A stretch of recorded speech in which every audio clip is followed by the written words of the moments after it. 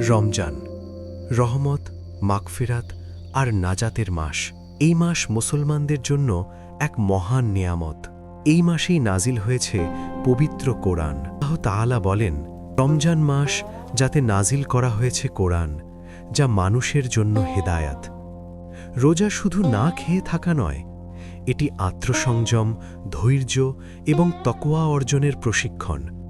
রোজা আমাদের শেখায় কিভাবে নিজের নফসকে নিয়ন্ত্রণ করতে হয়। রমজান দান সাদাকার মাস। এই মাসে প্রতিটি নেক আমলের সওয়াব বহু গুণ বৃদ্ধি পায়। একটি ফরজের সওয়াব ৭০ গুণ পর্যন্ত বৃদ্ধি করা হয়।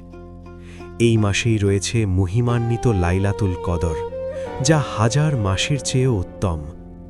যে ব্যক্তি ঈমান ও সওয়াবের আশায় এই রাতে ইবাদত করে, তার পূর্বের গুনাহ মাফ করে দেওয়া হয়।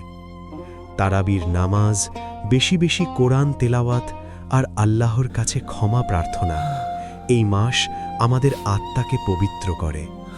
আসুন আমরা এই রমজানকে করি আমাদের জীবনের পরিবর্তনের মাস। আল্লাহ যেন আমাদের সিয়াম ও কিয়াম কবুল করেন। আমিন।